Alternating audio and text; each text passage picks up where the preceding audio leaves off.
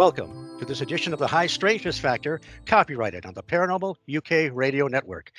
I'm your host, Steve Ward, and I want to welcome back, and I hope he feels welcome, a gentleman we call the Creature Seeker. You have been on the show before, Mr. Creature Seeker, and welcome back. Thanks, Steve. Thanks for having me on the show. And if people know who the Creature Seeker was, they can go back in the archives. And well, there's a show, a two-part show we did on the Creature Weekend, and so that's something worth checking out. That goes back a ways, since I'm right about my 3-year anniversary right now. So and by the way, Mr. Creature Seeker, you will be on when I do my my 3rd anniversary show with Brian and Terry Seach, because Brian has been on all my shows to celebrate the anniversary. So, and now later on, I want to talk to you about the possible return of the Creature Weekend, and we'll also talk a little bit about past glories of the Creature Weekend, because that's a really premier event that you have put together all these years that takes place at Salt Fork State Park. Thanks, Steve. It really is and was a labor of love. It was a chance for me to get together with all of my colleagues and friends in Ohio and the surrounding areas, and it was also an opportunity for me to bring in these wonderful speakers from all over the country, all over the world, because we've had speakers from Canada fly in, and no other place would people have been able to have that kind of access to these speakers. So, it's been really rewarding. Thanks again for the kudos. Okay, and let's, without any further ado, let's introduce our guest.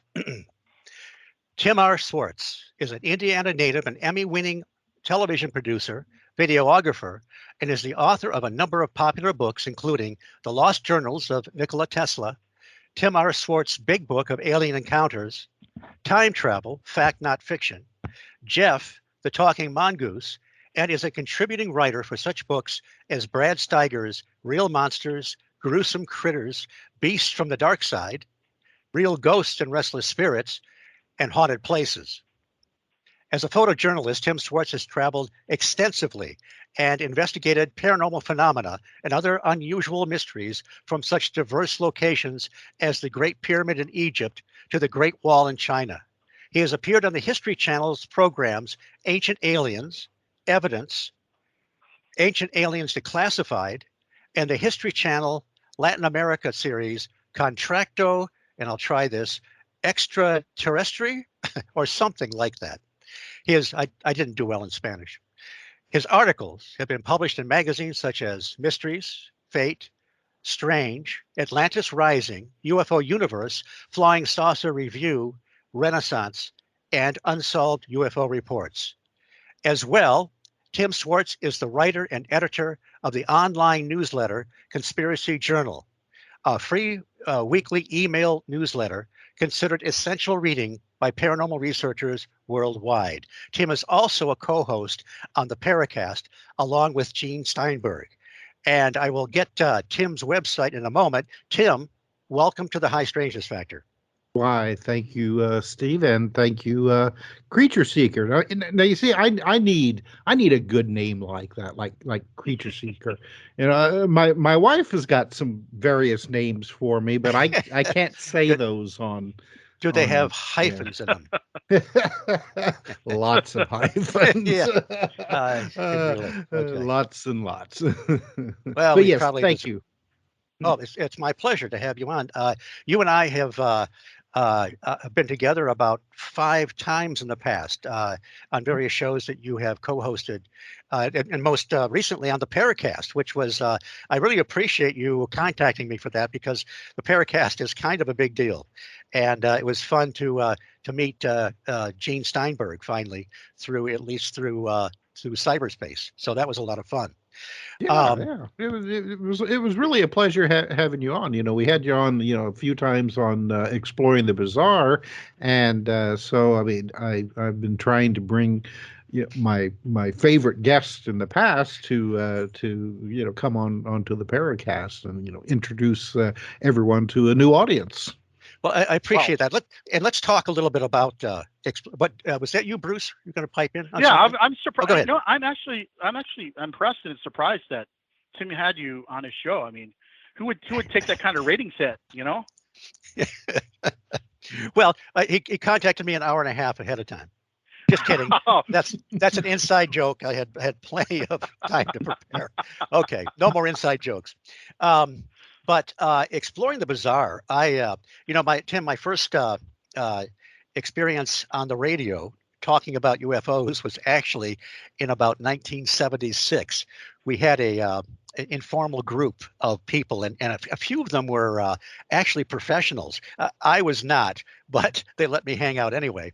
And one of the guys got a line on a talk show guy in Ionia, Michigan, and so we went into the studio, Mm. and it was really kind of fun. It was right around Christmas. There were a million Christmas commercials. It was live, and people were calling in with some, forgive me, very annoying questions, but that's another story. My second time on the radio was about 2015, November or December, on Exploring the Bizarre. And it was you and Timothy Green Beckley, who we just lost recently in May, I guess it was, were the hosts of a long running, really, really great radio show. I was on with Nick Redfern and Claudia Cunningham, the MIB lady. I know we're kind of getting, we'll get more into your background in a minute, but how did your friendship and the show Exploring the Bizarre all come about? Oh wow. Well, I mean, I knew Tim Beckley from way back. Right. Our first contact, and it was, I had actually, when I was a teenager, I had bought a book from Gray Barker's Saucerian Press. And it was, God, I can't remember the title. It was like, Richard Shaver's, Right. underground mysteries and Right. something along those lines. And it turned Secrets out, of Inner Earth. Right. yeah, yeah. Well, and it turned out it had been written by Tim Beckley. It was like his first book.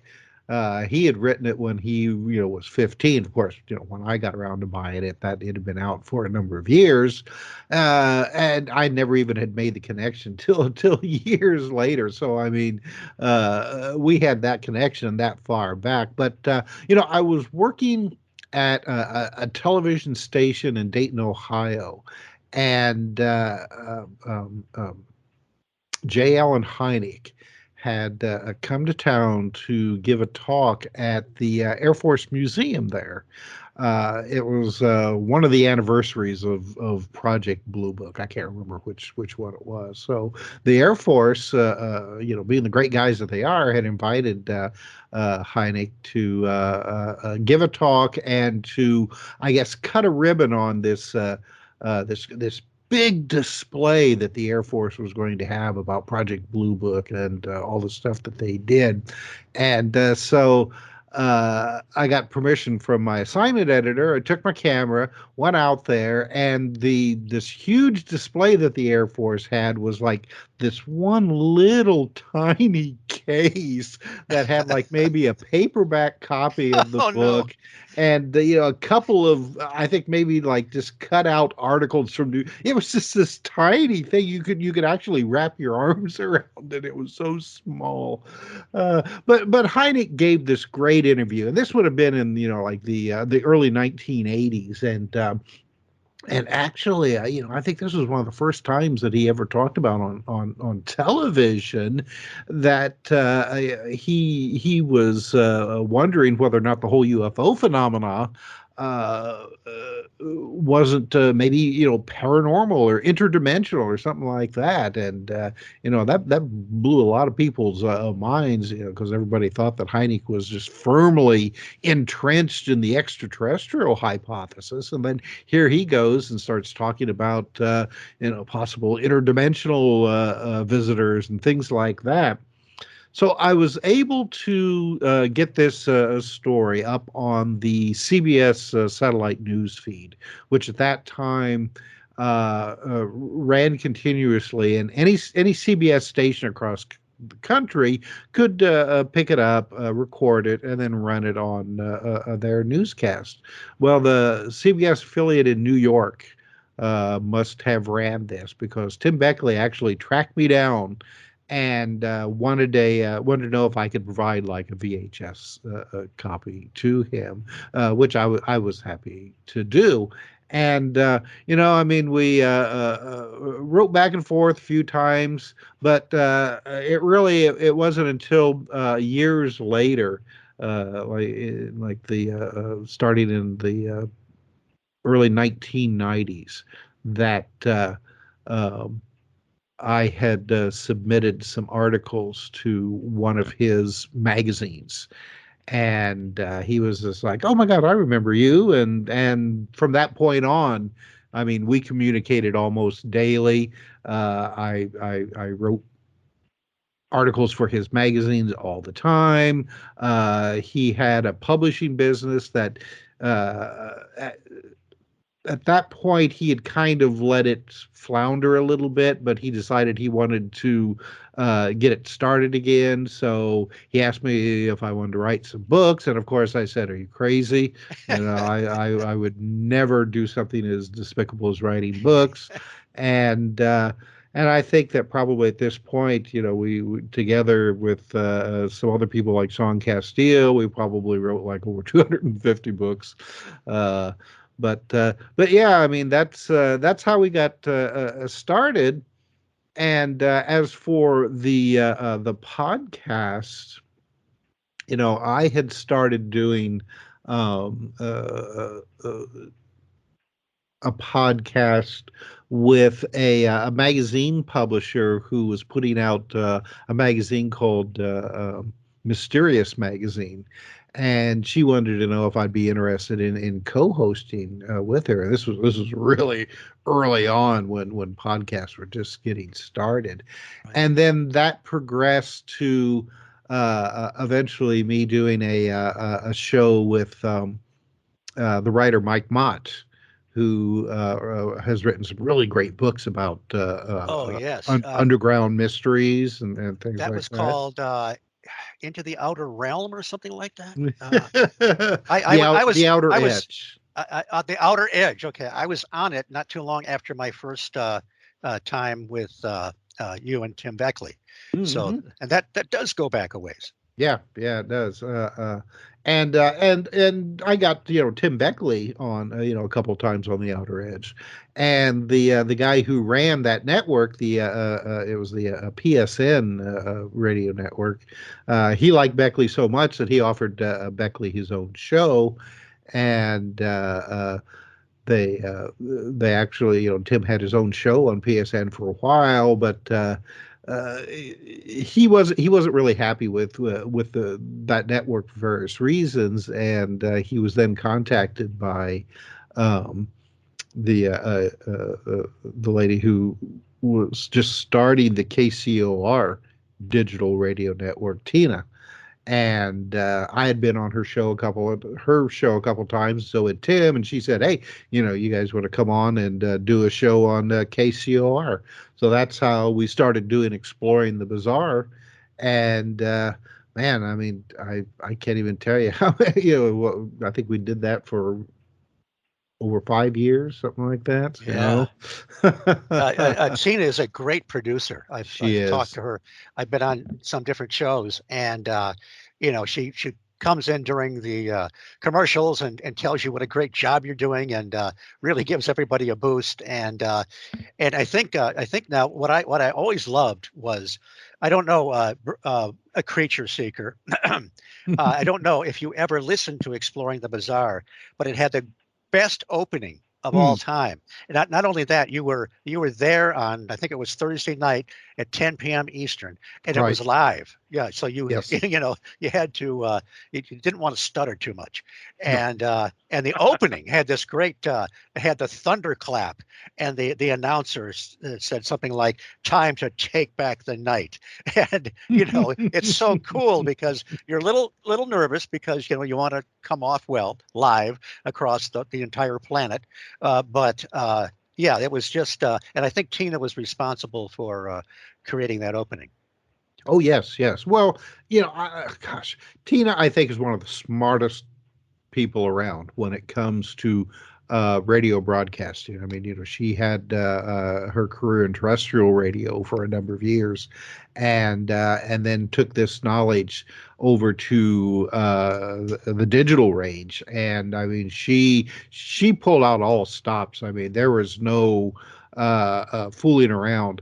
When she decided that she was going to put KCOR together, I mean, she had the best equipment, the best people, and it really is. I think out of all the digital radio networks out there, KCOR is probably the best. And I hope I'm not offending.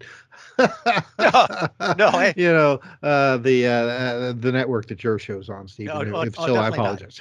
No, that's all right. You can if you want, but no, I think a creature seeker will do that as much as he can.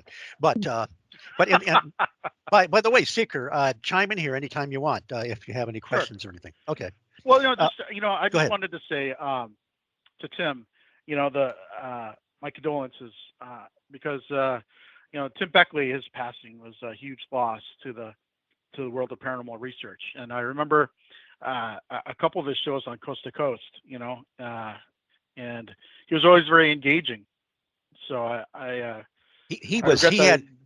had an amazing storehouse of knowledge. I mean, he was one of Yes. the old guard, and not that Hmm. I'm not much younger than what I call the old guard, but still, it was just. And I have to tell you, Tim, my a friend of mine named Kevin, years ago, he went to the 1967 Congress of Scientific Ufologists at the Commodore Hotel in New York City. Hmm. And I'm sure Tim Beckley must have been there, maybe even spoke there. I don't know.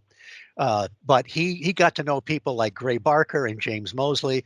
I was supposed to go. His mom took him because we were in junior high. We did not have wheels or really probably the savvy to use transportation to get there. And I guess my parents decided that nope, I wasn't going. I guess New York City was too scary for them. But so I had to live vicariously through Kevin.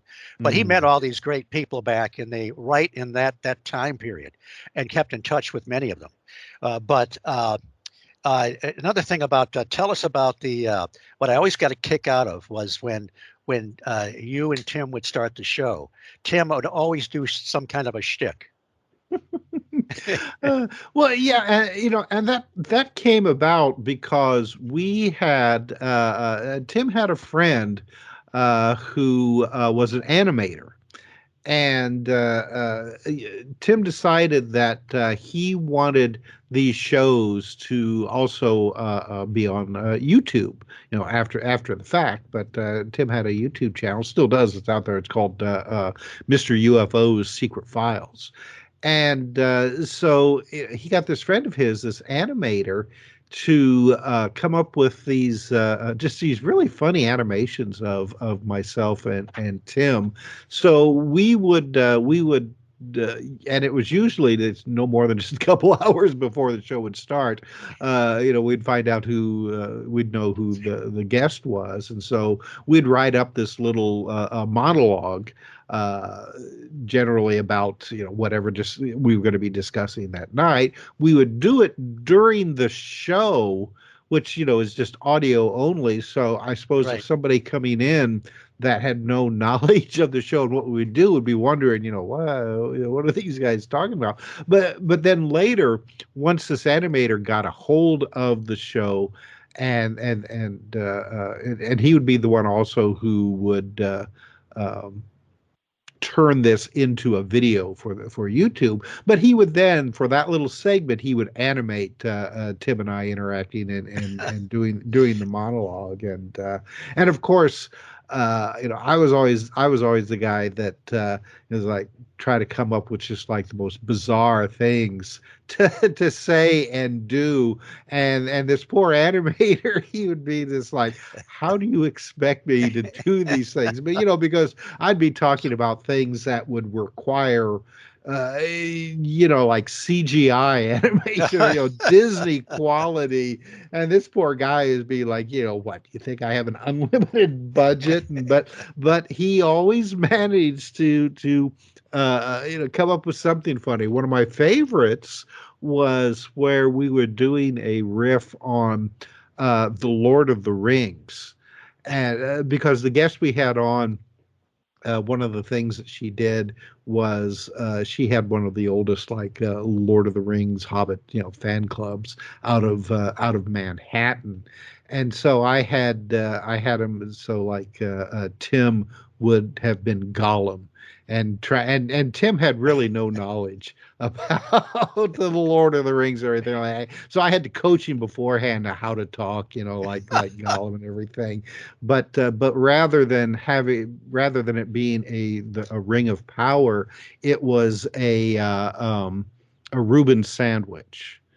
So I'd be like, so here it is, the item of power that you desire. And it's like, oh look, it's a Reuben sandwich, and I'm like, and Tim's like, no, you stop eating the precious. And that was one that I think the animator just could have killed me over. Well, I remember the first time I was on, he did a bit on Bandit, the infamous dog that vanished during the Mothman prophecies events. Merle Yes. Partridge's dog went out in the really did go out to chase some kind of lights or whatever, and it disappeared. So he was doing a thing where he was like he was distraught, and he was calling his dog Bandit, to come back. So he would always start out, but the show, I mean, it was always a lot of fun, and he would often have several guests on. So it wasn't going to get boring, and it was just a really, really good time.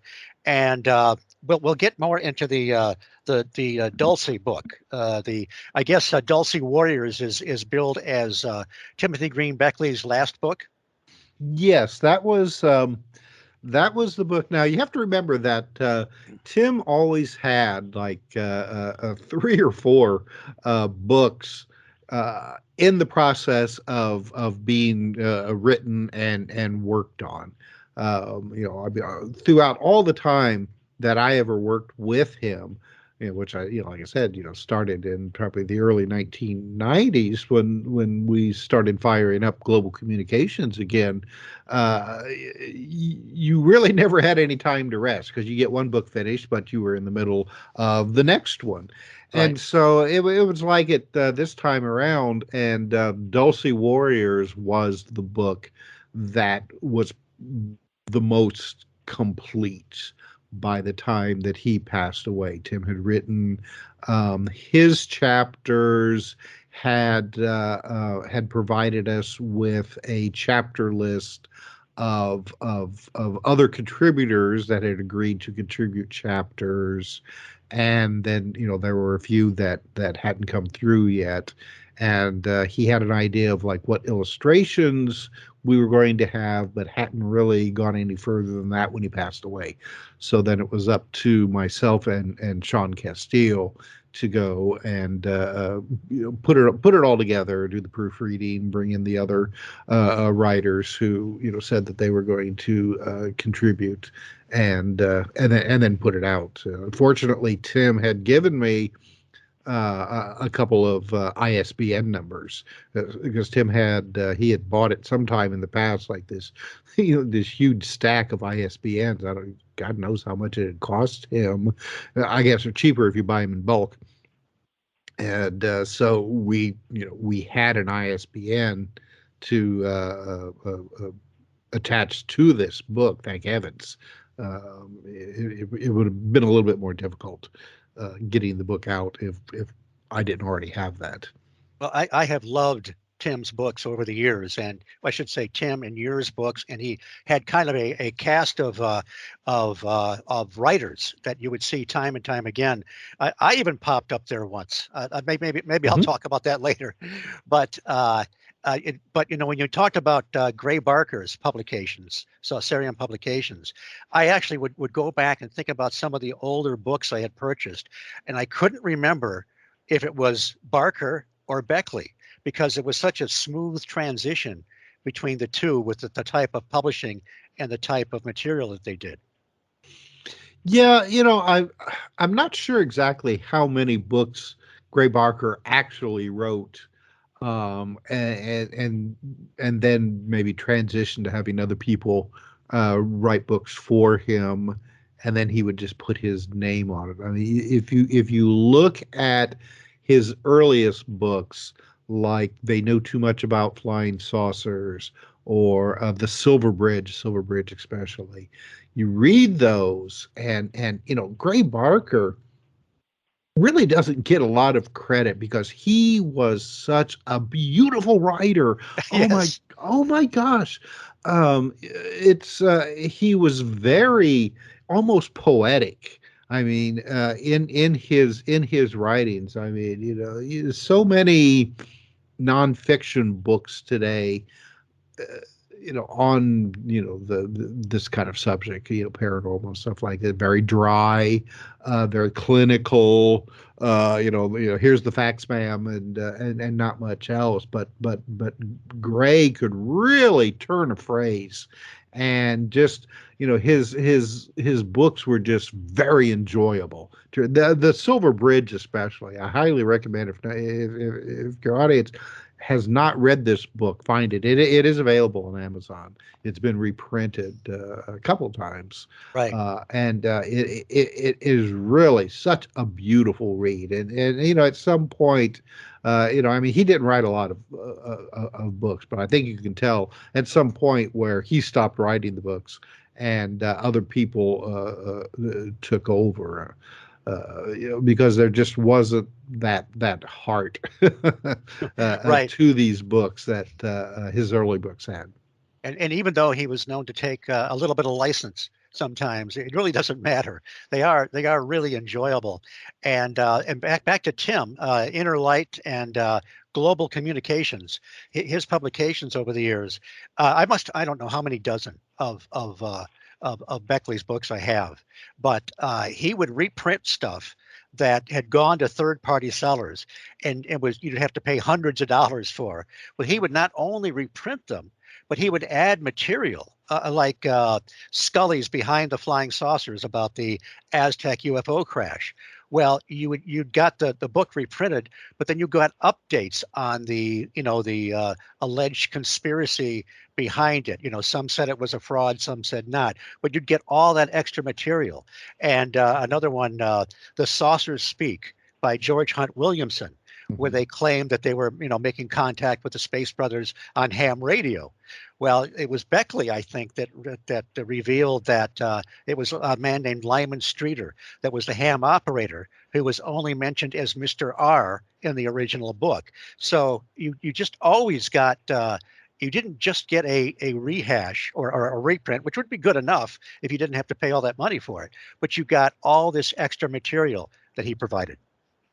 Yeah, exactly. And that was yeah, when we started doing that. First of all, Tim would get irritated a lot of times because he would be looking for like a certain out of print book, and and maybe could find it, but then the person selling it was just wanting an outrageous amount of Right. money. I mean, you go to Amazon now and look for certain books that are supposedly out of print, and they're asking for $7,000, something Yeah. ridiculous. I get, and a lot of these books aren't really out of print. They're still easily available, but I guess somebody figures that if you're a sucker enough Right. to pay $7,000, they're going to be set for that. That's all So they have to do is sell one. right, yeah, exactly. So Tim was always for his own collection is what it really had started out. He was looking for these books, and he was like, so many people may have heard about these books but have never had a chance to read them because a lot of them were self-published. Back in the time when self-publishing for um, fringe subjects like UFOs, especially, was the only way to get a book published.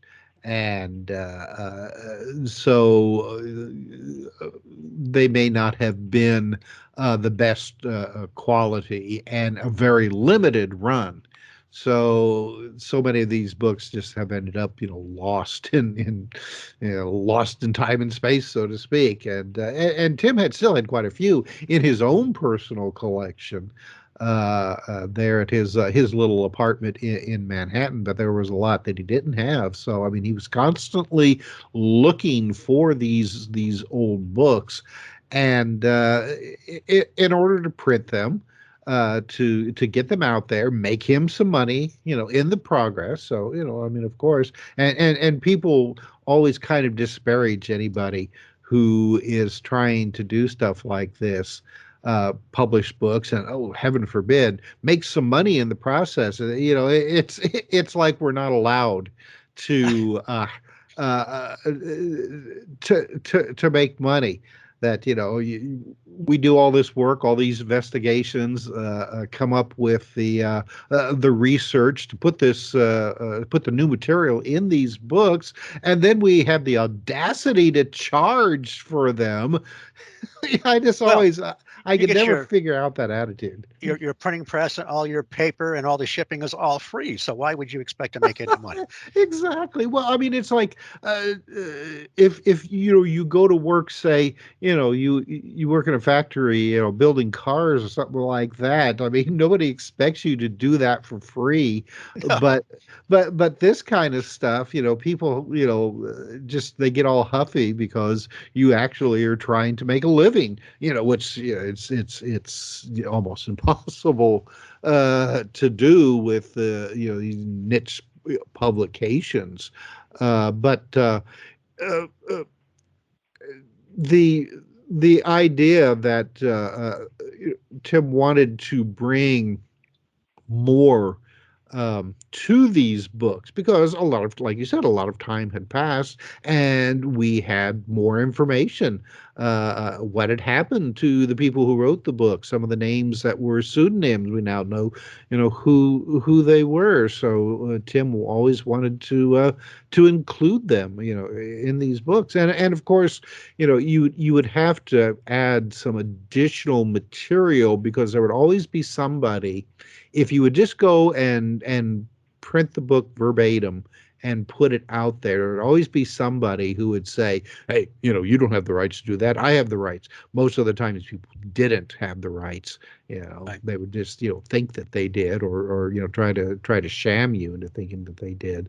But when you add enough new material, then it classifies as a new book.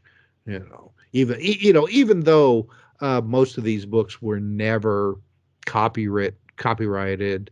If they had been, some of the earlier ones were, no longer Right. under that. But most of the time, people were just really happy to see these books, because, like I said, you may have heard about them. A good example would be the book. Oh gosh, what was it? The devil flies in a flying saucer. Oh Oh no, no, yes. or what? Gosh, what was it? Maybe The it guy, was the Satan drives a flying saucer or something like something that. like, to hell and back, Yes, hell and to hell back and in a back in a flying flying saucer. saucer, which was Yes. really this obscure contactee book about this guy who, he had a close encounter with these alleged extraterrestrials who came from a planet that they called hell. And it's just really this is really, I had never even heard about it, and I always considered myself pretty up on, all these obscure books, but boy, this one was really obscure. And Tim actually had a copy, in his collection, that we were able to publish, and then, add a number of updated stuff along the same lines of, the hostile encounters with Yes. UFOs and their occupants. So yeah, it's just, so many of these books, just really, really great that we were able to bring them back to life again. That book, he just oh, go ahead. that book about the encounter with the flying saucer, that wouldn't be the book. I was the person who claimed to have the encounter. That wasn't Indrid, or the spaceman wasn't Indrid, was it? Was that Indrid No. Nulos? Oh, that Uh, was a different book. yeah. Because I remember there was a book about this guy who he met some extraterrestrials on a remote road somewhere, and they actually took him in the flying saucer and flew around. He claims. So I didn't know if I that was think the you're same book. talking about Woody Woody. Derenberger. Right. Yeah. Yeah. Yeah. He's kind of tied in with the whole Mothman phenomena because the events allegedly happened about the same time. Yeah. And But to Tim's point about how outrageous some of these books can get in price. I mean, I remember Gray Barker's book. There was a special edition that came out, and I think I saw it on eBay or something like that for like $1,400 recently. I mean, that's outrageous, I'll loan you mine, Seeker. Well, don't worry about it. You're good. Okay. But Tim, I met. I think I talked on your show once about that. I actually met Gray Barker after all these years of reading about him and seeing his photographs with not wearing. I guess he wore glasses sometimes, but his hair was cropped short. Well, at the 1976 MUFON Symposium in Ann Arbor, Michigan, where Dr. Hynek was speaking 10 years after the swamp gas fiasco. Barker was there as an attendee. They would never have let him speak because they were even had it in for James Moseley back then, because Barker was hawking one of his Saucerian publications, one of these great stapled magazines with Vegetable Man on the cover. Oh gosh, And yes, I know that one. he was wandering around the lobby, and I thought, Gray Barker. And, he had kind of longish hair, really thick glasses. It looked kind of like a 1950s poet, that might have gone to a coffee shop and got up to a podium and spouted his poetry or something. I just didn't expect him to look like that. But I kind of I didn't corner him. I kind of headed him off. And I told him who I was, and he knew my friend Kevin, who remembered him.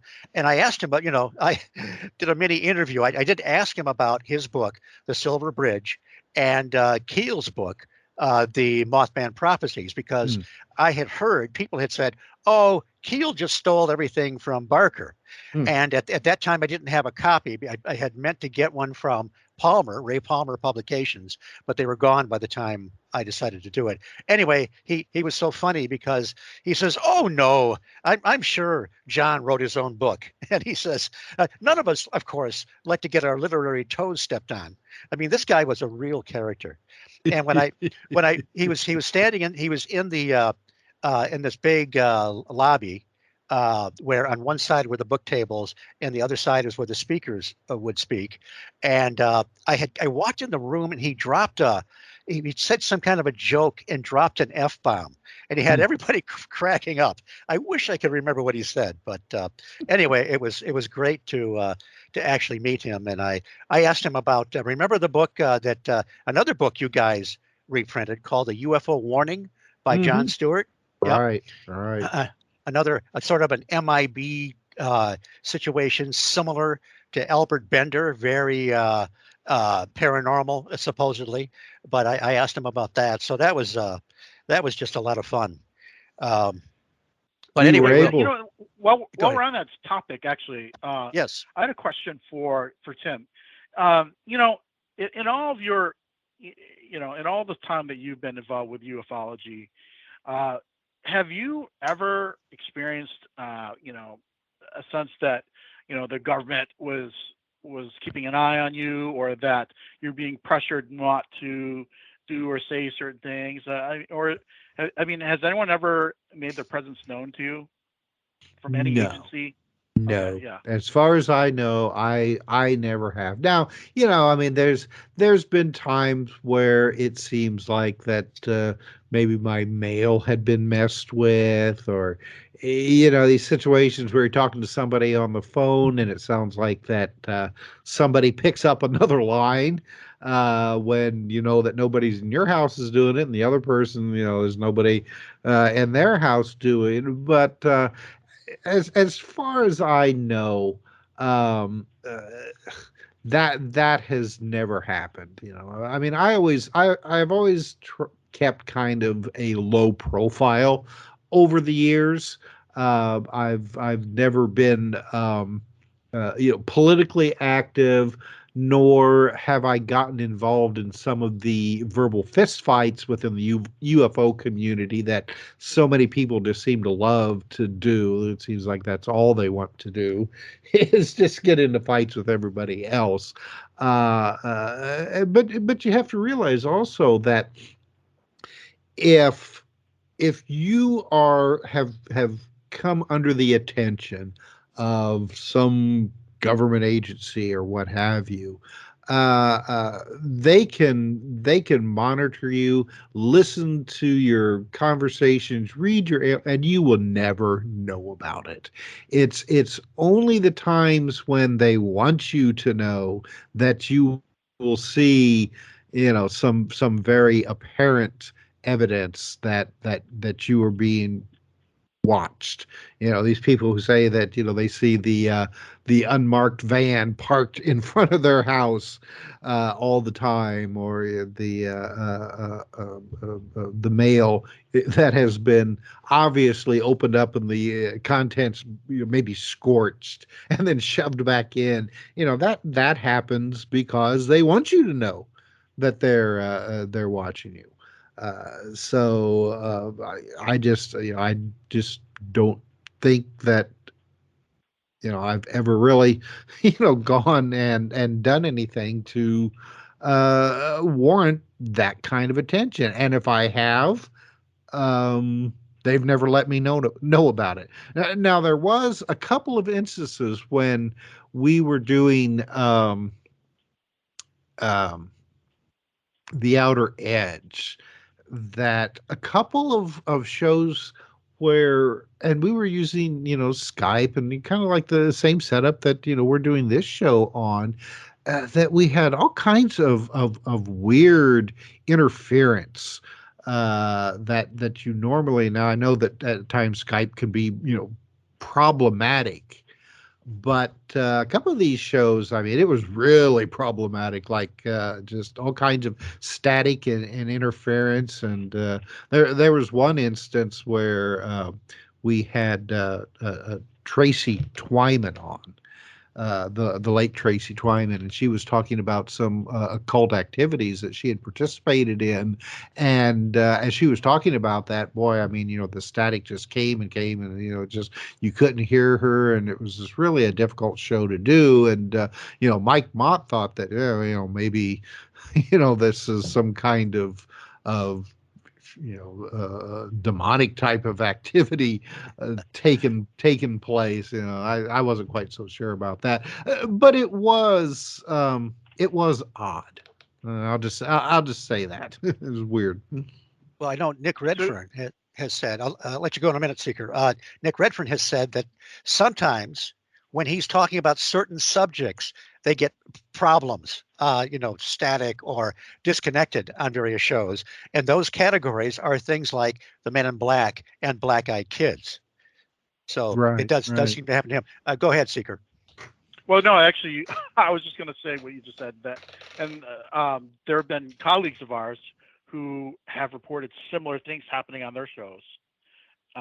Yeah, Nick Redfern's one of them, and so I was just wondering, Tim, like if you placed any, any stock in it, uh, you know, uh, so Steve, he has no credibility. Even his friends don't even believe him. So he doesn't have to worry about But that's all government right. My interference. paycheck stays exactly the same.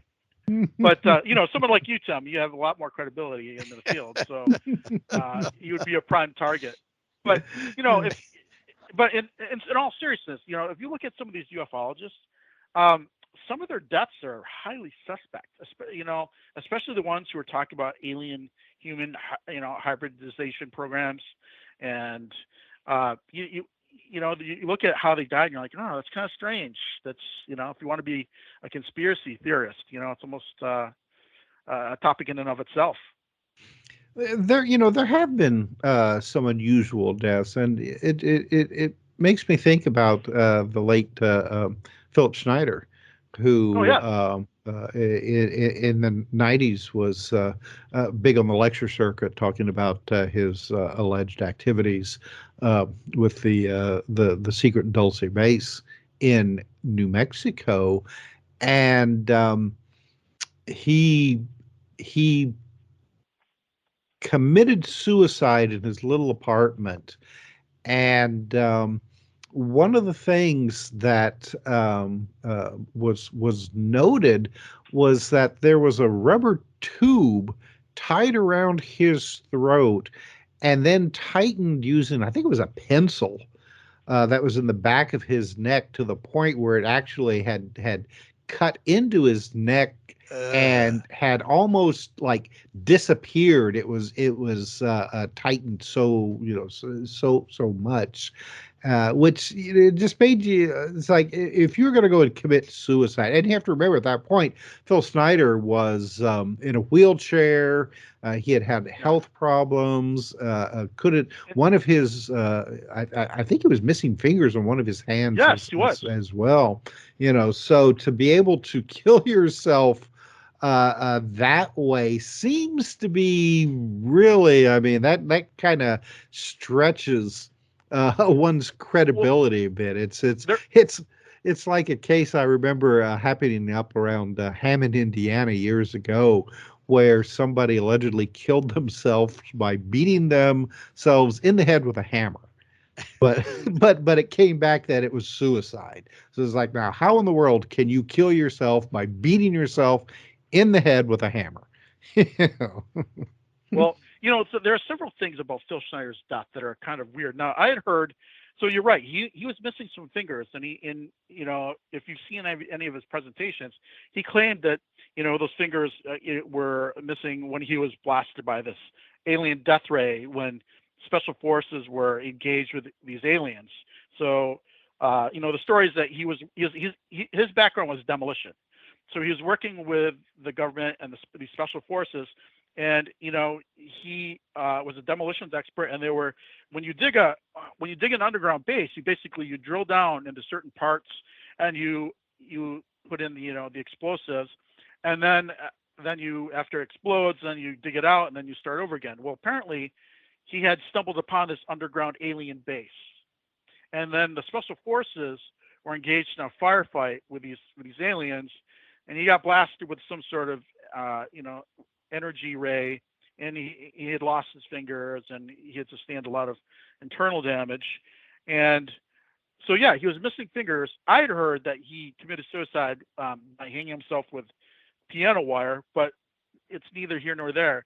But here's the weird thing, Tim, about his death, right? If that wasn't weird enough, prior to him dying, he had asked his ex-wife. He told his ex-wife he feared for his life.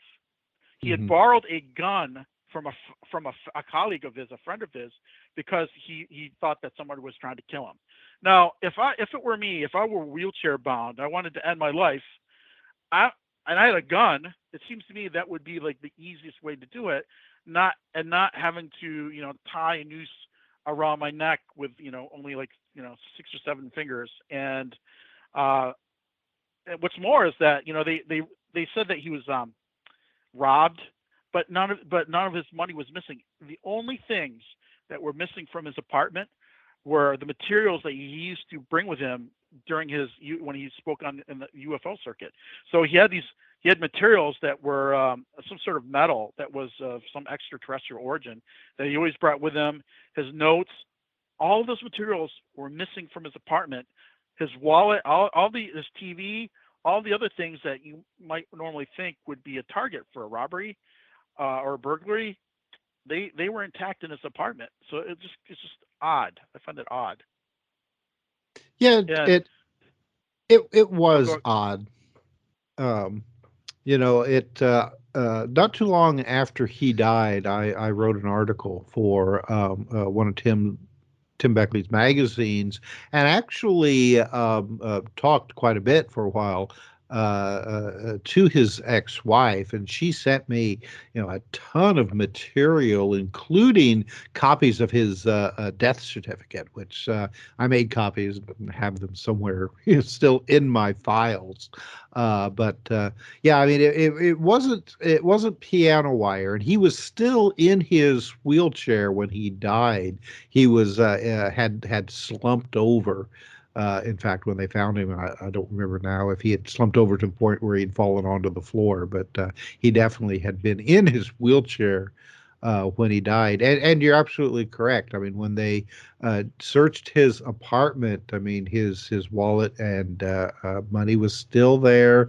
He also had a collection of mineral samples that a lot of them, would be considered precious. They were all there, but all of his lecture notes, photographs, things like that, those were mysteriously missing. And his ex-wife said that she had seen some mysterious characters following him around the weeks prior to his death, and then afterwards as well. Vehicles parked outside of the funeral home where his funeral was being held. I mean, and there were some that she recognized all the time, doing this. But again, like I said before, uh, if you're going to be surveilled, they have ways of doing it that you would never notice. So if she or anybody else is noticing this, it's because they want to be noticed. There's a message being sent here with that, and it's the same way with some of these so-called mysterious deaths. I think that for the most part, if the government or an intelligence agency is upset that somebody may be revealing too much, the last thing that they want to do is to go and kill them, because then that confirms to anybody else who had been listening that they may have been on the right track. The best way to handle a situation like that is to make them look like a nut, or just simply ignore them, uh, because as soon as you start acknowledging that you're upset by what somebody is saying, then that's a confirmation that what they're talking about could have some validity. Mhm. Right. But you wonder, though, normally you'd hear the claims that this guy had made, and you think, well, that's just off the cliff. And then he's Yeah. absconded with, and you think, well, why? Because it doesn't seem like it was suicide. There are many kind of suspicious deaths, but we have to be very careful because sometimes we can read too much into them. Let me just do my intermission here. You are listening to the High Strangeness Factor, copyrighted on the Paranormal UK Radio Network. I am Steve Ward, and today, Seeker and I are talking to Tim Swartz. Um, I want to get more into the Dulce stuff because that's the book that you're one of the books you're promoting now. But first, let's go back a bit, Tim, and talk about how the heck did your life path bring you into all this? What happened? How was your childhood that scarred you so bad that you became interested in the paranormal? It scarred me so bad that I remember none of that. It's all Okay, just just that's just just that's the just a best way. just a blank. It's just no. I mean, I grew up in central Indiana during the 1960s. Mostly, I was a teenager in the 70s, but what happened was that when I was in third grade, and this would have been like 1968, our third grade teacher, we used to get a little newspaper for kids from Scholastic Books, and the newspaper was like an aggregate various headlines from that week that was prepared for kids, for children's consumption. And the teacher would assign everybody an article that they would have to do, like write up a little bit about it, and then give a presentation in front of the class. One time I got an article about flying saucers. And at that point, I mean, even though um, I was interested in science and outer space, I really didn't know that much about flying saucers. I mean, Indiana boy. I mean, I was interested in like race cars and basketball and stuff Oh like yeah. that. But yeah, not flying saucers. So, you know, I gave my presentation, and that was it. I was branded the flying saucer kid. I was the kid who believed in little green men from Mars, and kids are always looking for something to hold against everybody else. And so that was the albatross around my neck, is that everybody said that I believed in flying saucers. And so, really, what was interesting was that uh, people would make fun of you, as a group, but then later, some of them would come back individually and say, I don't believe in any of that stuff, but and then proceed to tell me a story. They saw a UFO while they were on a family vacation, or their grandmother Matilda appeared at their bedside 2 weeks after she had died. Stories like that, and that's really what got me interested in this stuff. I mean, sure, the stories were interesting, but it was that human element that really drew me into it, because most of the time, when people would come and tell me these stories, they're not interested in getting publicity or making money or things like that. A lot of them just wanted some kind of assurance that they weren't crazy. Because think about it. With the exception of those of us who've been interested in this kind of stuff, and if you have an unusual experience, we would be like, oh, yeah, that was a unusual experience. Most people, though, they've got nowhere to categorize that experience in their brain. All right. Most people, get up in the morning, have their coffee, drive to work, come home, have their dinner, watch TV. You've got a filing system in your head where all that is filed away every day. All right. One day you're driving to work and this UFO lands in front of you, and these little guys get out and pick up rocks and plants, get back in, fly away. Where are you going to categorize that?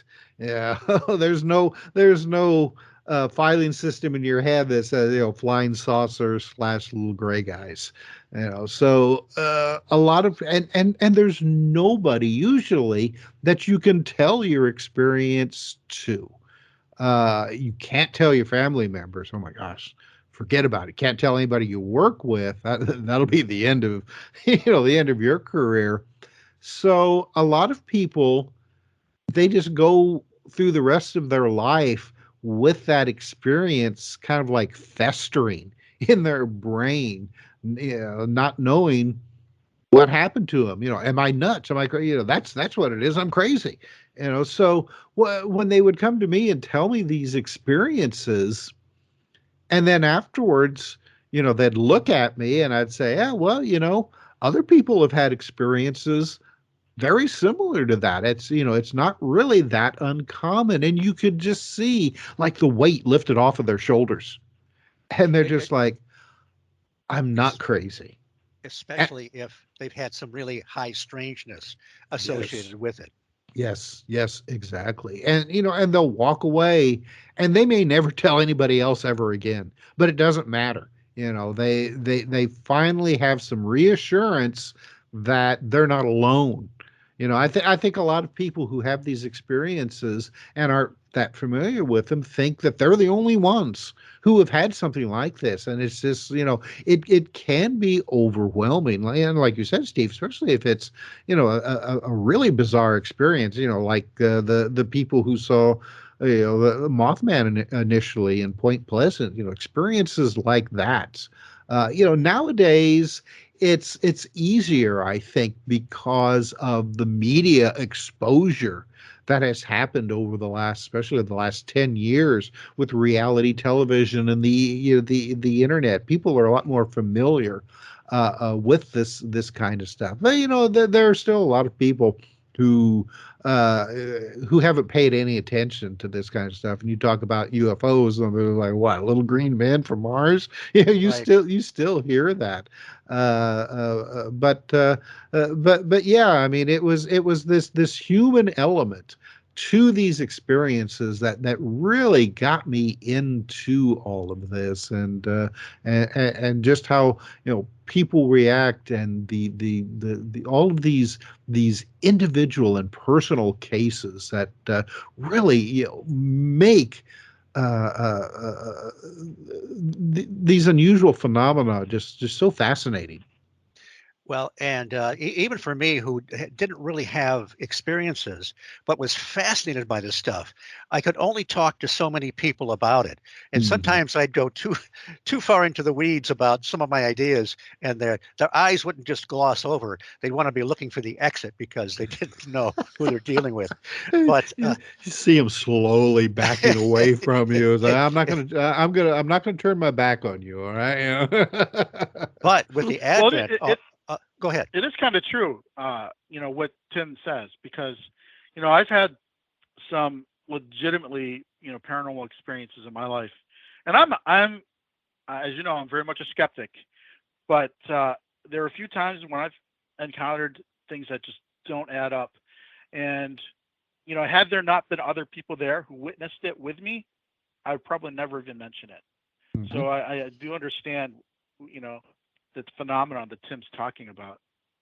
Well, the other thing, Seeker, is that with the exception of I went when I went to that MUFON symposium in '76. It's because it was close by and I could drive there. I didn't really have the budget or the per diem to go traveling all over the world to these conferences. But with the exception of a couple of psychic fairs, it was 2006. I hit my first Mothman festival, and there you can talk to people about this stuff or about your experiences, and because this is kind of a shared experience. It's really, if any of the listeners out there haven't been to one of these types of conferences yet, that is a place you can go. And even Michigan MUFON, which is run by Bill Konkoleski, we haven't had any in-house meetings for a while, but one of the best parts about it was you'd go there and have your brunch, and while you were sitting around talking, waiting for the speaker, you would hear all kinds of fascinating stories from people. And this would be the place, as you were saying, Tim, that they could talk about it where they couldn't talk about it anywhere else. Yeah, and Bill is a friend of mine, and not only I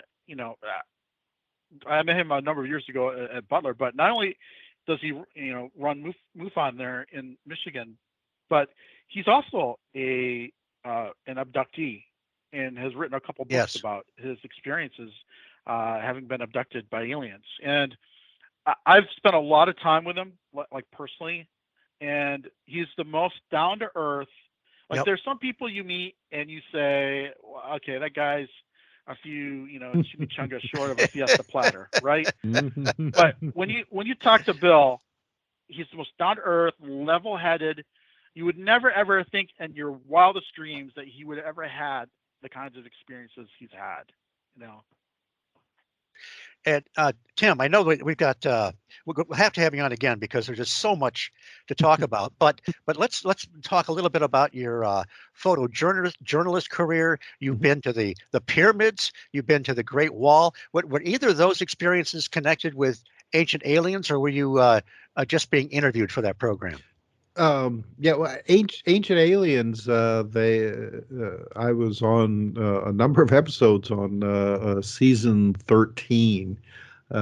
They actually, what they do is that they'll bring you in, and if you're somebody like me who can talk about just about anything, they went and I mean they have this whole list of different questions that they asked me, and then spread them out through a number of different episodes. But everything was shot, like within about 3 hours.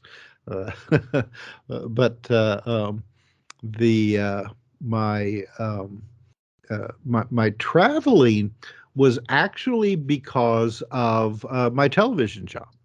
The station that I was working for was a PBS station in Indianapolis, and they had a a a, a, a, a for-profit arm, which they would use that other companies, other stations could rent us out, basically, rent us body wise to do other kinds of shoots and productions. But I happened to travel the world quite a bit because the station was doing an agricultural based show.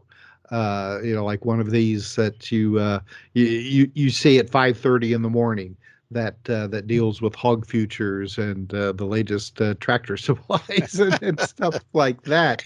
But the state of Indiana at the time, the one of my trips out of many, the governor was trying to drum up um, um, business with other countries, Turkey, China, Bulgaria, which was a communist country, the Soviet Union, all these places. So they actually hired us to travel with them to record this stuff on video, and it just so happened that while all this was going on, I mean, I knew a number of people involved in the business, our business in a lot of these countries, Egypt, China. So I mean, I wrote to them ahead of time and said, "Hey, I'm going to be in your country at this kind of location for a number of days, maybe even a couple of weeks. Let's get together. Let's investigate some stuff. I got television equipment. Let's go for it." And I was able to just really look into some fascinating paranormal UFO related cases while in a lot of these countries. Let me just check. Seeker, are you back? I am back. Okay. Every time we talk about Phil Schneider, weird Hmm. things happen. So I'm back. Thanks for bringing me back. We're fortunate, Tim, because apparently they got Seeker on their radar. His pseudonym apparently didn't throw them off the track. Gonna have to come up with a new one now. And change your voice. Well, let's talk. Let's talk a little bit about the book. One thing. Now, I just got my book recently, so it's another one of these great Tim Beckley productions. Oversized, nice sized print, filled with photographs, and it's got it's Dulce Warriors, Aliens Battle for Earth's Domination.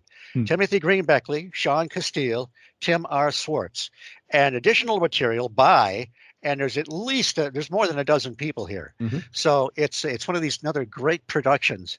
And one thing I really liked about it is there are tributes to some of the people that knew him best and some of his regular writers in the beginning of this book, talking about Tim Beckley, as you did as well. Right. Well, and naturally that Tim had not intended for that part Right.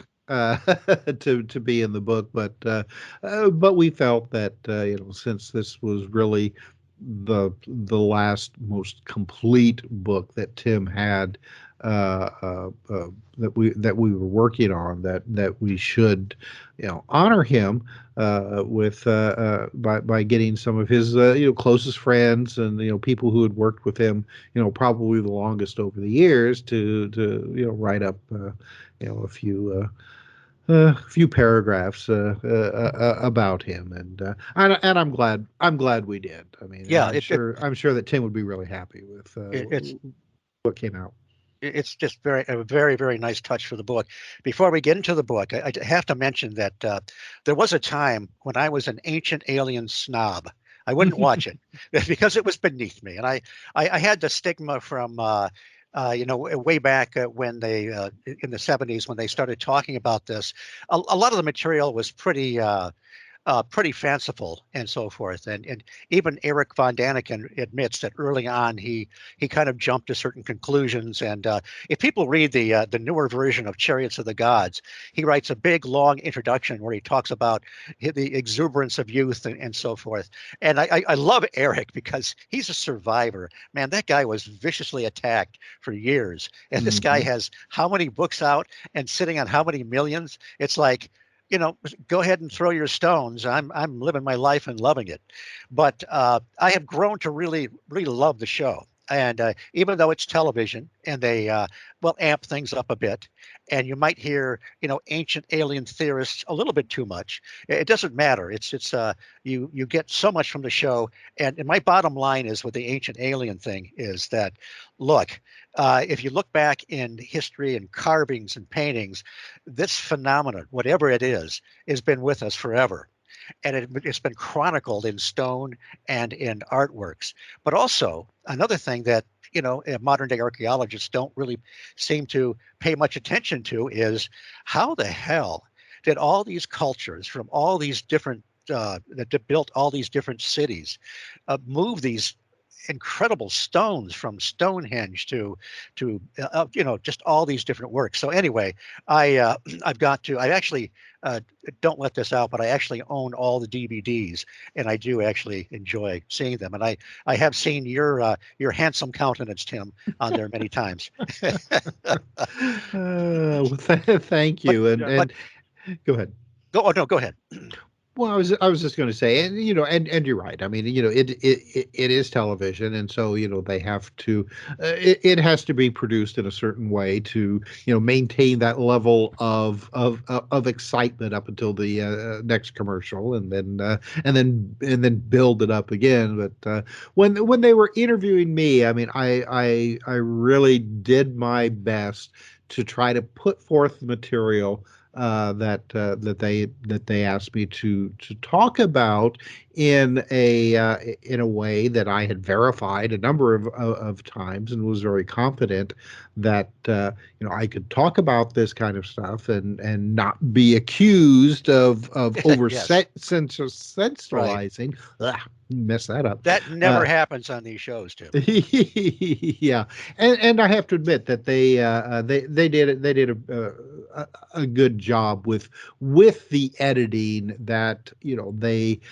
didn't take things out of context, and because some people have had not so much on Ancient Aliens but other shows of similar natures where they're talking about one thing, but the sound bite makes them seem like they're talking about something completely different. Right. And that didn't happen with me on any of the episodes that I was on. So I can say that at least for those shows, I can recommend them. Everything else, it's up to your own discretion to believe it or not. Now I find about the go ahead. show pretty entertaining myself, and like you, Steve, I was kind of it had kind of a reputation in the very beginning of being this really you know uh, let's just say a show that had conclusions that weren't really substantiated or advocated by any quote unquote serious scientist. But I find the show really has it has a lot of entertainment value to it and interesting. And so I do know about the it has some criticisms because there are some obvious discrepancies about some conclusions the show's drawn versus what mainstream quote unquote scientists say. But I mean, overall, I think it is a really fun show. It really is. Um, Tim, now for those people out there that don't know anything about Dulce, and I'm not really, I know some basics about it, but is there any way you could kind of just give a basic summary for those that have no idea what we're talking about? And if Yeah, good luck with that, right? they will if they get a hold of this book. And I think Tim Beckley has probably contributed many other books. But by the way, are many of Tim Beckley's books still available through Amazon? Oh yes, Okay, good. just about all of them. We especially in the last 5 years or so, we went with the Amazon program of publishing on demand. Okay, That way, all of these books will be available as long as Amazon is around. Before Tim would have his books printed. I mean, he would warehouse space to keep the editions in. Trying to guess what books are going to sell and what maybe which ones right, may not be as popular. And I mean, that's when you're a small publisher, I mean, it's always a gamble. So I mean, right. at least with this kind of publishing, you can have your books out there and available, and if they're really popular, that's great. If they're not as popular, well, I mean, you're not going to lose a lot of money, in warehouse storage. I would have loved. I know it's probably just a dingy little warehouse somewhere, but I would have loved to walk around and see his publishing situation and the book stacked up there. That would have been a real blast. Yeah, well, he had several different locations, at times, and some of them were fine, and then others, I mean, there was like flooding problems and just, Yeah, oh yeah, it was a and I mess. can't imagine the rent in New York City or that Mhm. area is going to Yeah. be cheap. Right. Most of them ended up being like in New Jersey, because like I said, they're on the they're in New York and Manhattan. It would have been almost impossible, to find a decent location that wouldn't cost your entire year's salary. Ugh. Uh, yeah, that would be depressing. Right. But But okay, to answer your question about Dulce, now, and I'll the details. I'll go in a little bit later if you want me to. But oh, sure. Dulce, New Mexico, is this little town that sits in northern New Mexico, just right at the New Mexico Colorado border. It's about 200 miles north of Albuquerque, and the story came out. This would have been probably as early as 1979, that there was a secret underground military base in the mountains just north of town, and this secret military base was allegedly 7 stories deep, and was manned by a combination of the U.S. military and extraterrestrials. All right, and that this base was the center of all kinds uh, uh, of, of, of, of horrible activities, scientific experiments, especially with genetics. Uh, uh, uh, uh, Involving people that had been abducted by UFOs. All of this was part of an alleged treaty that had taken place in the 1950s, probably at first by some extraterrestrial race and President Eisenhower. As a result of the United States getting hold of a UFO that had crashed at Roswell, New Mexico. This resulted in several of these deep underground military bases that had been constructed, especially in the Southwest, for the purpose of like I guess, a human alien liaison and helping these extraterrestrial races, for whatever reason, study humans and conduct scientific experiments. That basically is the nutshell of what the Dulce, New Mexico base is. Now then, you can ask further questions, Steve. Okay, well, it's one of those things where uh, there are so many claims and counterclaims. Was this, if do I, as memory serve me, did they talk about Dulce at some point in the book The Hunt for the Skinwalker by George Knapp and Colin Kelleher? It seems like, Possibly. yeah, okay. I think there was a Yeah. chapter devoted to it, but uh, so now you've got all kinds of contributors. I guess a general question I'll ask is, there's do you feel, and I'm not going to hold you to this, but do you feel that there's with all the claims and counterclaims, and some of it's pretty wild, do you think there's any validity? Is there something about this that seems to be true? I do. I don't think that some of these more wild and bizarre tales are true, because you have to remember that the information about this initially came out as part of an Air Force disinformation campaign against a scientist by the name of Paul Benowitz. All right. Right. The interesting thing is that in 1967, the Atomic Energy Commission exploded an underground atomic bomb about 20 miles south of Dulce, in an attempt this was like an early attempt at fracking, to try to free up natural gas from an environment that was extremely difficult to get it out. This was part of it was called like a Project Plowshare, I think is what it was, where they were looking for peaceful uses of nuclear weapons.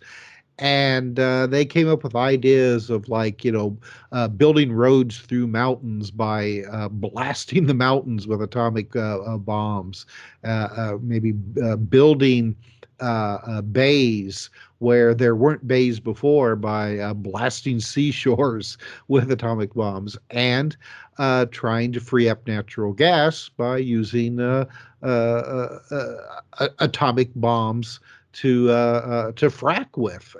The idea of this operation in New Mexico was that they would explode the bomb underground. It would create an underground dome, so to speak, where the rock would be turned into glass. The natural gas would then collect within this dome, and then you could drill into it and take it out. What actually happened was that the dome collapsed almost right away, releasing all kinds of dust and dirt and radiation into the environment. So this whole area ended up being contaminated with radiation, including the natural gas. It was such a stupid idea to begin with. Yeah. Even if the dome had not collapsed, the natural gas still would have been irradiated. And Yeah. I mean, the radiation would have been there. I mean, if the gas was, like, pumped to your house and you burn it in your furnace, it would still be radioactive. And eventually that's what they had to do.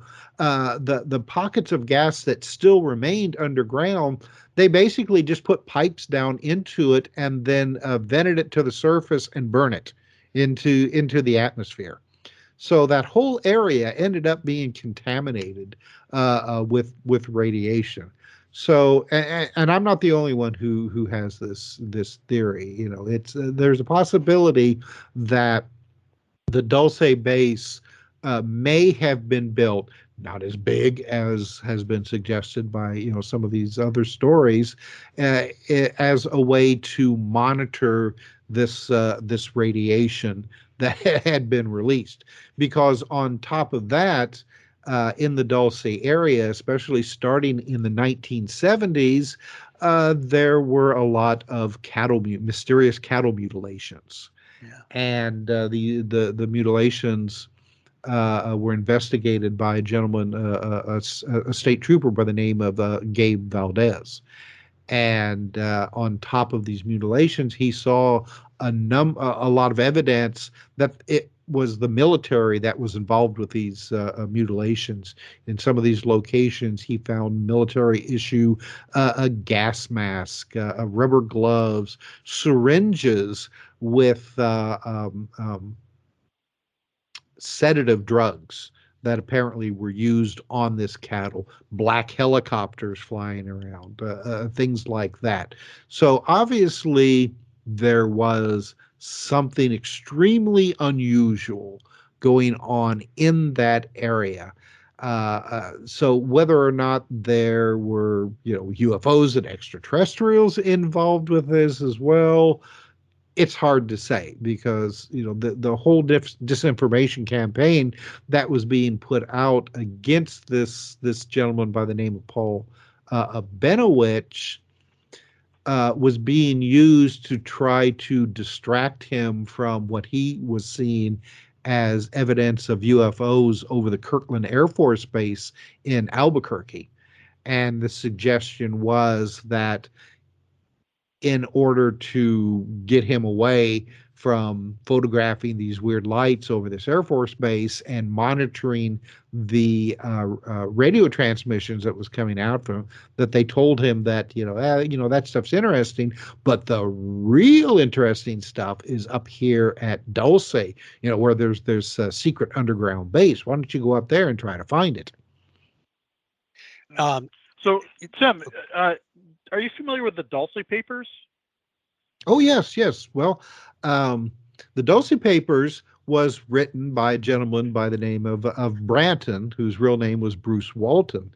Now, Bruce was a friend of Timothy Green Beckley's, and had in his earlier days had written quite a bit about underground mysteries like the Hollow Earth and tunnels and stuff like that. And Branton had written this huge diatribe, basically is the best way to describe it.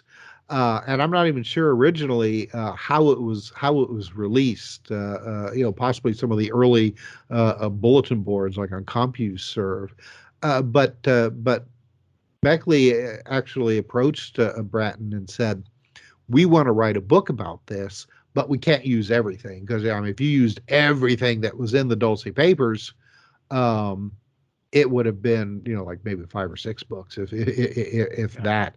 So actually, Beckley assigned this to me, and I had to go through all of this stuff.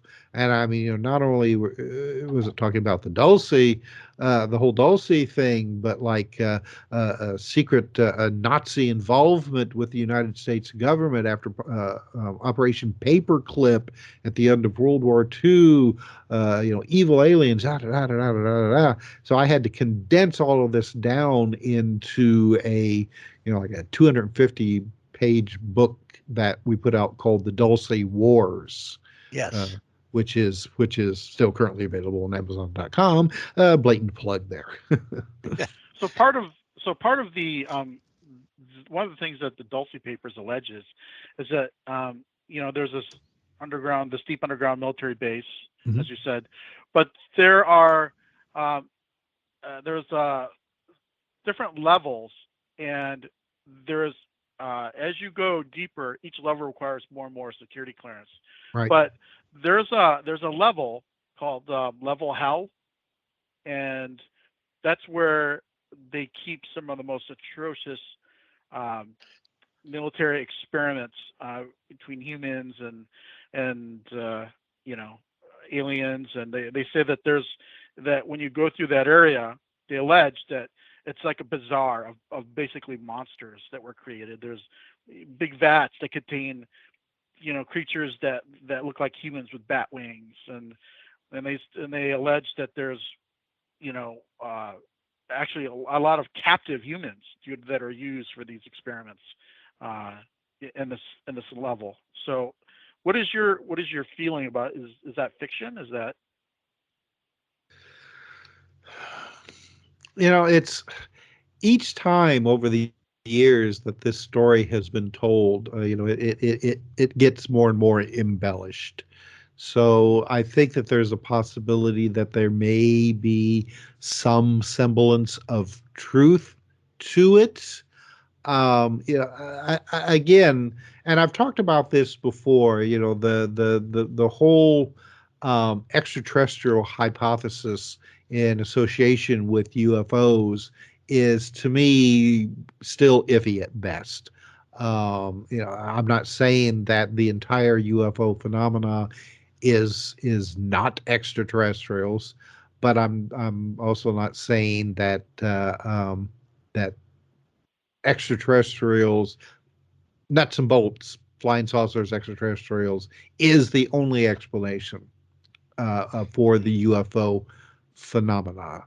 Um, so I just, over the years, I have yet to see any good, vetted, proper evidence that these stories, as has been reported, the whole nightmare alley level, and that sort of thing. And you have to remember, Dulce Base is not the only one that's been associated with.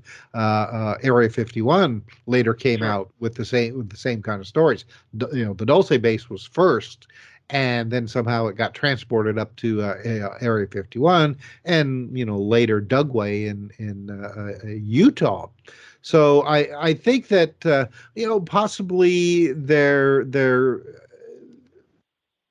could be some truth to it.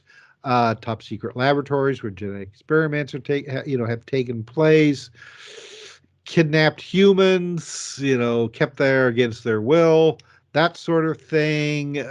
Again, I have yet to see any good, credible evidence. The stuff that has been presented to me just seems spurious as best. So, I'm going to say that it's possible, but don't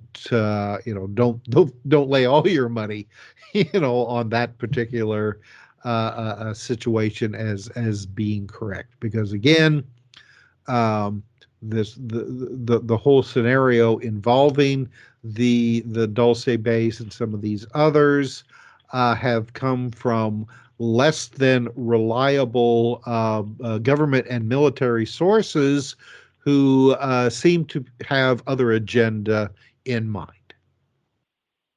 Well, I remember there was an episode of, do you remember the show UFO Hunters? Oh yes.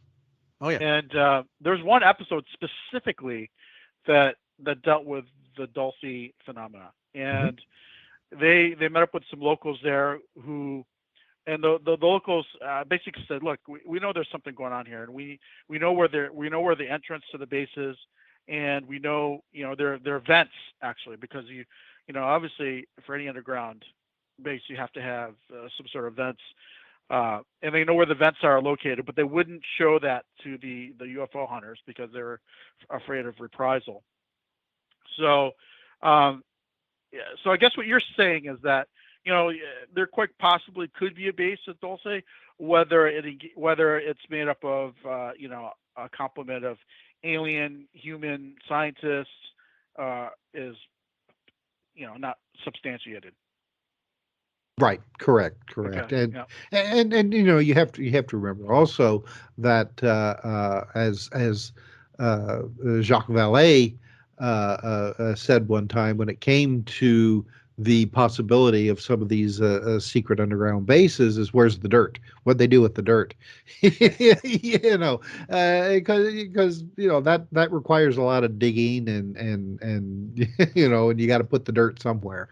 And now, of course, if this base was constructed, at least albeit maybe a smaller version, after 1967, when they did the atomic blast south of Dulce, and considering that this whole area is part of the Hickory Apache Reservation, that it may have been a little easier to do something like that on a smaller scale, and nobody would know about it because definitely the Native Americans who live there, they're not going to talk, as you saw in that episode of UFO hunters. They keep this stuff very close to them.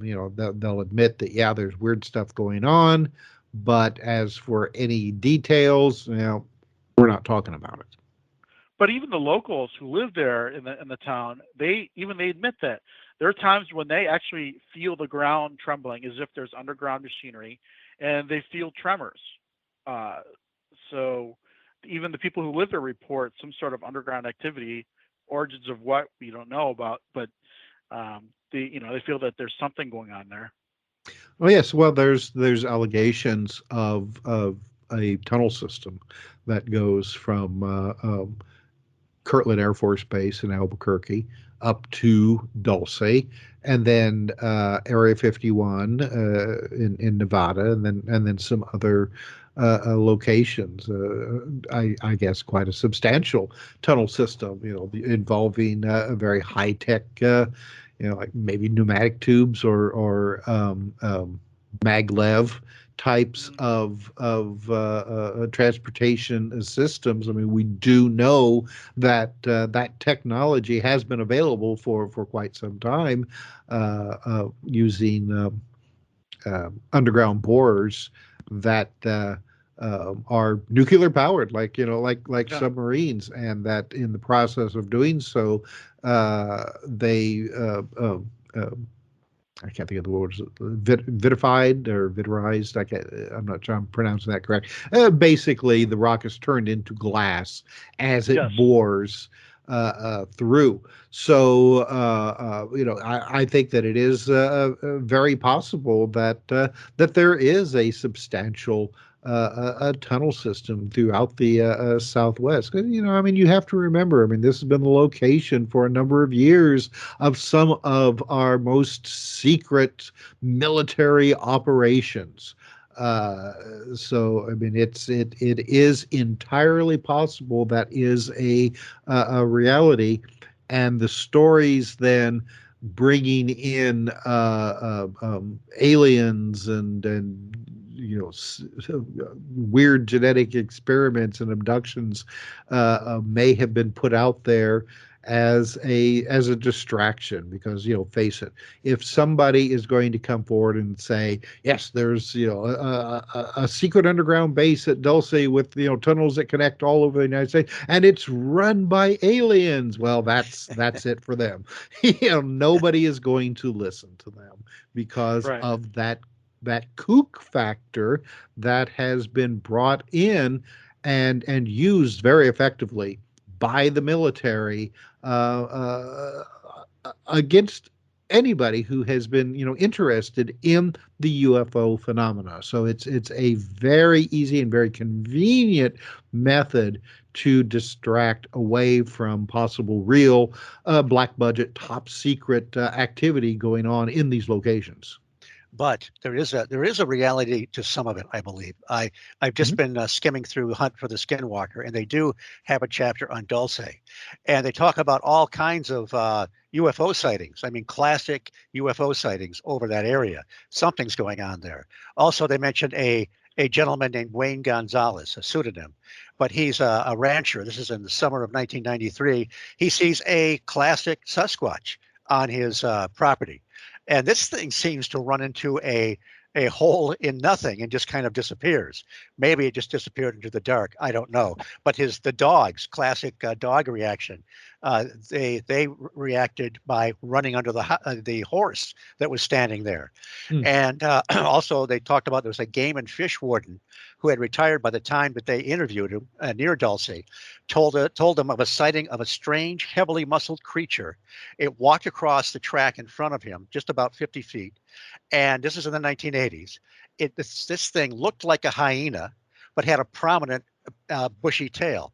Hmm. And the creature was reminiscent of a similar creature that Shermans saw on the Skinwalker Ranch in 1999, and this attacked their horses and went up a rise and disappeared.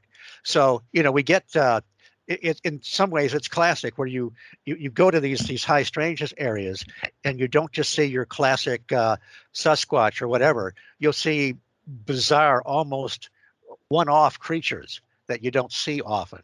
So I would say, I don't know how, like you say, I don't know how much of the stuff is has been put out as subterfuge or not, but there is some reality to some of it, and perhaps that's what they want to direct people away from. But we do know that they did mess with Paul Benowitz. He saw phenomena that he thought was legitimate, and they didn't want they really abused him. They made him think that he was crazy. Yeah, he was the very public target, that we Yes. know of this activity. But all of the stuff that they did, it probably was also to to involve other people as well, because you look at the effort that was spent on Paul Venowich, and it's just like, man, that's a lot of money spent on just one guy that you could have just as easily have told, well, we're doing top secret stuff here, and you don't need to know about it, because Exactly. Paul Benowitz, I mean, he was a veteran. He was very patriotic. His business, which was called Thunder Scientific, his clients were like NASA and the military. So if they had just told him like, yeah, well, I mean, we're just doing stuff here that it's top secret, he would have been okay. That's fine, and have gone and done something else. But because of his previous interest in the UFO phenomena, for some reason, they took that ball with him and ran with it to the point that in 2003 he committed suicide. He was so shook up because of all of these stories that he had been told about. He thought that the Earth was being infiltrated by aliens, that an invasion was forthcoming, and he fell apart. And it wasn't just the military that was involved as well. The NSA got involved for some reason. They actually rented a house across the street from Benowitz's house, and were monitoring him. We talked earlier about possible government surveillance. They actually were using laser beams that could you'd shine them on the windows of a house, and then you could actually tap in through vibrations and listen to all the conversations that were taking place. As well,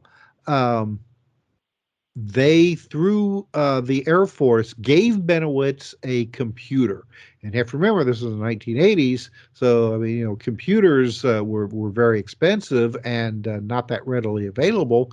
And they told him that, we've got this great new program on this computer that you can take all of these radio transmissions that you think are coming from extraterrestrials, feed them into this computer, and the software may be able to translate it.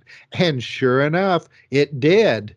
It was spitting out all these wild stories, about the Dulce base, about these, secret Wow. experiments, about how the aliens had infiltrated mankind from, like thousands, maybe millions of years ago. How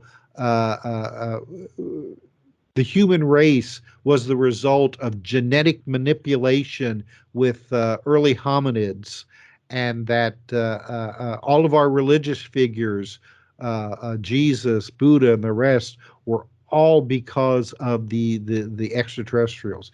These are the stories that are still being you go online and these stories are still out there, and there are people who believe it, you know, and the majority of them started with this Benowitz case, and then there were other figures um, Carla Turner, Carla Turner, Phil Snyder. Max Spears.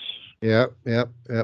Phil Snyder. I mean, obvious. Yeah. People like that who jumped onto the bandwagon with either their own stories or possibly, were fed additional information, and it's still being perpetuated today. That's the fascinating story about all of this, is that there are still people today who are talking about this, and some of these very radical political conspiracy groups are insisting that the alleged voter fraud that took place during the last presidential election was conducted out of the secret Dulce base. Boy, we can blame Dulce for everything. Yes. But there are a lot of people, who are on Facebook and places like that, who will read this stuff and say, "Wow, it must be true. I'm reading it on Facebook." The Dulce base stole the election. And so, I mean, it's just amazing how something that started in 1979 still has legs today. Yeah. But Everyone knows that the computers that housed the stolen votes were actually in Germany and not Dulce. I mean, everyone knows that. Italy. Somehow Italy got involved with that as well, from what I've heard. Like like a secret. The Vatican. Yeah, I heard it was Creature Seeker's basement. I don't want to go in his basement. People have gone down there and never come back, I think. Got like a huge server farm down there. Huh? But actually, in all seriousness, this book is very thorough. It covers all this stuff, the stuff that's pretty out there, and the stuff that's a little more lucid, perhaps, and it even gets into more of the underground base claims from Malta, Brown Mountain Lights, all kinds of good stuff. Yeah, we the final product is something that we're very proud of, and I think that Tim Beckley would have been very pleased with how it turned out, and it's a popular book. I mean, it's according to Tim's relatives who have taken over Global Communications, it's been selling quite well. I'm glad to hear that that the global communications will continue, even though we don't have the driving force of Timothy Green Beckley. There's still just a wealth of. I encourage people to check out those books. Another series of books that he revitalized were a lot of the Shaver stuff, and I know that you were involved with some of that too. There was a particular book I think that you edited with some really obscure Richard Shaver stuff, and of course that's about the Darrow, the degenerate creatures that are supposed to live beneath the earth. Right. Richard Shaver is a fascinating character, and I always enjoyed working, cleaning up, contributing, new chapters to a lot of this material. I always say that if the UFO phenomena hadn't started in 1947, that the whole underground mysteries, Shaver mysteries, and stuff may have filled that particular niche, that weirdness niche. It's fascinating. I've collected most of the original Amazing Stories where these things first came about. I've spoken on the Shaver mystery a couple times. I did last year at the Van Meter Visitor Festival, which is, a lot of people have just never heard of it. And of course, you guys republished most of the Hidden World series, which Ray Palmer brought back in the 60s after the Shaver mystery had lapsed for, maybe 15 years or so. Yeah, yeah. Oh, I tell you something. It was extremely painful because Tim would send me these original copies of The Hidden World, which was Yeah. published, I think, like what in the nineteen Six, sixties. early 60s, I think. Right, and I would have to basically tear them apart in order to scan Oh, the copy, and I hated doing. I love books. I just so much that it's sacrilegious for me to have to do something like that. And it's so. But again, I mean, so many people have had a chance now to read all of these old stories, and it makes it worth it somewhat. well, I think, gentlemen, will start winding down. We still have some time here. But Tim, I've got to ask you about Jeff, the talking mongoose. Jeff spelled Gef. And GEF. when I first heard this story, I thought, this is nuts. And then you get into it and you find out that is it sort of like what was that? Not the Blair Witch, The Bell it, Witch. the Bell Witch, and Right. sort of a poltergeist kind of a thing. But can you tell us a little bit about this? Is one of your own books, I think, Jeff the Yes. Talking Mongoose, Right. and it's I haven't read the whole thing, but what I have read is fascinating, and I have heard a couple of your interviews about it. This really is one of my favorite books that I've ever written, and this was a case that I heard about this years and years ago when I was a kid from a book written by the parapsychologist Nandor Fodor, who lived mostly in the early 20th century. And this was a case that took place in the 1930s on the Isle of Man, and this isolated farm where this kind of an elderly couple actually, and their 13-year-old daughter. She was very late coming along.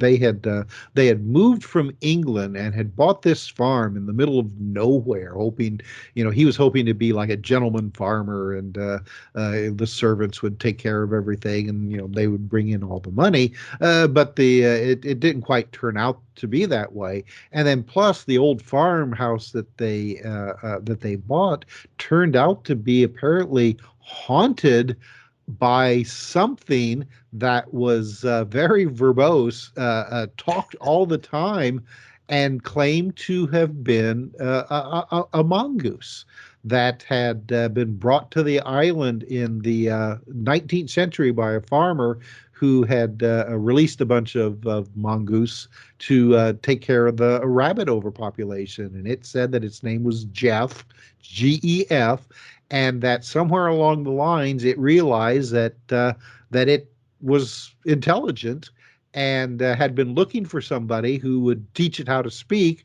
which when it first showed up at the house, it just made like animal noises, and the inhabitants of the house kind of were like playing with it, because they only had caught glimpses of it, this like a small, like the size of a weasel, scuttling in the house, up in between the walls, and in the rafters.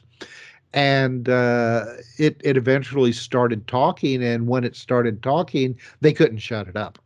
And the phenomena lasted for years, with this thing talking and exhibiting maybe like poltergeist activity, but appeared to be physical as well, because it could throw stuff at times. Water would squirt out from the walls or from the ceiling, and it claimed that it was peeing on them. Other people, heard it talking, and it's such a bizarre and unique story, and it's just always fascinating. Well, it seems that we have a scandal already, Tim, because it's my understanding that when the rodent did speak, he actually identified himself as a weasel and not a mongoose. So I guess we have some controversy there. Well, at first they called it, the Irvings, the family who lived there, called it a Hmm. weasel, but then later it corrected them, And Jeff said, I'm not a weasel, I'm a mongoose. There's a Oh, difference. yeah, absolutely. It's sad, but the daughter of Vori, who was about 13 when it first started happening, a psychic investigator from England actually gave her a camera to try to take pictures of it, and she got some photographs of it outside, sitting on a fence, and it does resemble somewhat like a mongoose, but maybe fatter. It's pretty broad. The photograph she took of this thing, and there's a drawing. There's a famous drawing that somebody had produced for an early book about the incident, and it's got like this big furry, almost like a squirrel tail. And I guess that they reported that Jeff was really insulted, by that. He said, my tail doesn't look like that. It makes me look like a camel. He said, and I don't, I don't get that. But Vori Irving, years later, a writer for Fate magazine tracked her down. She was living in England, and she was in her 50s at that point. And for years, she would not talk about what had happened there and had avoided all publicity. And she admitted that everything that was said and written about it had actually happened. That it was true. That there was something that talked and did all these weird things, and that eventually it just it would go away. Uh, uh, uh, for longer and longer periods till one time it just never came back again. But she also said that it ruined her life, that she was always afraid. She never got married, she says, because she was afraid that nobody would want her if they found out that she was, the spook of Coglan Gash. Which was the name of the farm, and the newspapers had referred to the phenomena as the spook, and she was afraid that that would follow her. I mean, the reputation would follow her. But yeah, she insisted at that point, um, that it all had actually happened, which to me, I mean, that pretty much confirms that what was going on had actually happened, because she had the opportunity then, because she was the only surviving family member, to say, nah, it was all fake, I was just fooling them all. But she never did. She's like, yeah, it happened, and I hate it. Well, it's fascinating because it's not so much a just a cryptid whatever, more of an apparition perhaps, but it had so many of the trappings of a classic poltergeist case, with things being thrown and water, squirting out and that sort of thing. And didn't it even show up? It wasn't just in the house. Did it visit other people's houses or other locales as well? Yes, and you have to remember that, I mean, the location was very, I mean, just out in the middle of nowhere, and all the farms were miles and miles apart. But yeah, it claimed that it would go and visit other houses and steal stuff and bring them back to the Irving's farm. It would ride the the local bus. Yeah, it said, and hide out at the bus station in the nearby town, and listen to people like the mechanics' conversations, and then come back and tell the Irvings about what it heard. And then later they would find out that, yeah, I mean, the mechanics had these conversations, and it would also go and steal the mechanics' lunch. So the mechanics, they'd go and open their lunchbox, and they'd find their sandwiches with big bites taken out of them. And Jeff would laugh and say that he was the one responsible for doing that. So yeah, I mean, it wasn't just an isolated incident on this farm. For a period of time, it was over a large section of the island. Fascinating. Um, I guess we'll start to wind down here. Tim, are there any other areas you'd like to talk about before we go? Oh my goodness. uh, Well, um, we'll have to we do a can, part two because yeah, we'll do a part two, because I mean, you get me talking. It's like I said right. before. I mean, I can talk about anything. Well, Well, we what about we don't have Tesla? Oh, I yeah. wanted to Okay. get into Listen, Tesla. we don't have to go if everybody can hang in there. Uh, No, I'm yep. sure. I'm sure Tim's tired. Well, I mean, we could do an entire show on Tesla. Let's Uh, let's let's do that then. Another yep. at some point in the future, and not too distant future. Let's talk about Tesla. I know that you guys have produced many books on Tesla. Yeah, well, Tesla has been a fascination with me for a number of years, and I'll give you this little tidbit, and this will get your audience to come back for a new episode when you have me on. But I actually, when I worked at the station in Dayton, Ohio, one of my jobs was to go to Wright-Patterson Air Force Base occasionally, myself and a producer, to we'd go to the press liaison there to find stories, things that were going on the base that we could do something on, and run on the 6 o'clock news, things like that. And one of these times, Tesla was mentioned. This would have been like maybe 1982, something like that. So that's my interest in Tesla goes that far back, and I'll leave it at that. Sounds good.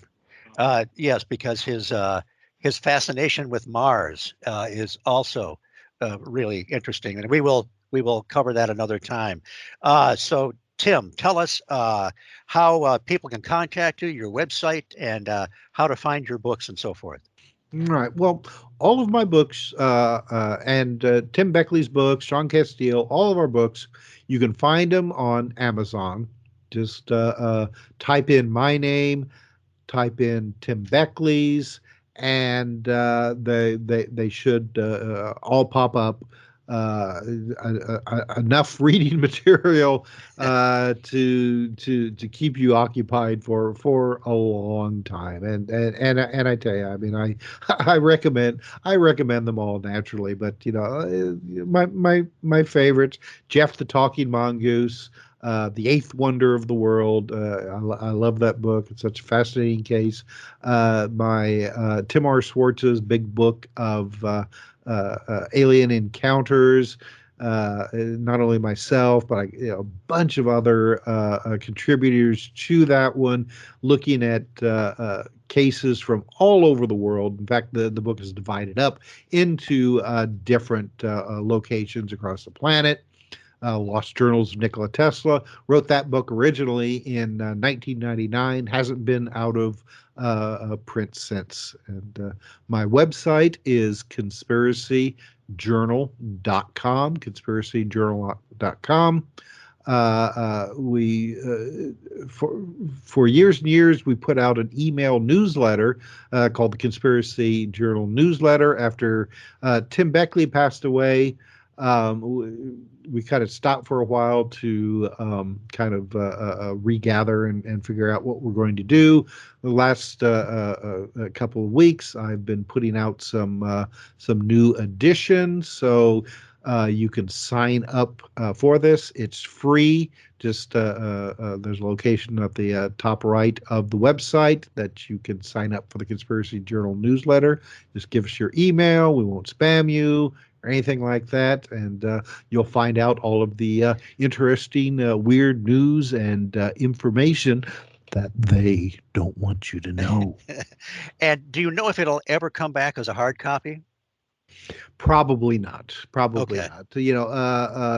Tim Beckley. In fact, I mean, he was starting to wind down on that anyway, because it got to be expensive to put out I can imagine. yeah, because it was more of a catalog of his books and Yes, stuff. but they're Uh, so awesome. I mean, it'll be they'll enjoy looking at it on the computer, going to the yeah, website, and I mean getting the email. But right. man, it was like being a kid again when you would get these pamphlets and the catalogs that you would order from the comic book or from a UFO magazine, and it was just it would you were kind of like immersed in nostalgia to see all these great books and the DVDs and CDs, and I can't tell you how many times I ordered, at least $100 from, filled out my form and wrote my check. And, I'd order them directly from Amazon, but there was Mm, something about that, yep. filling out the order form with the numbers and adding up the amount yourself and the postage and writing out that check and then sitting back and waiting. And you know that at some point you're going to be in Nirvana when the books come. Well, I mean, for years, Tim Beckley, I mean, the majority of his sales, naturally, I mean, pre-internet, came from mail order. Right. So, I mean, yeah, I mean, it's the catalog managed to survive right up to the time that he passed away. Just trying to hold on to that old tradition. Good stuff.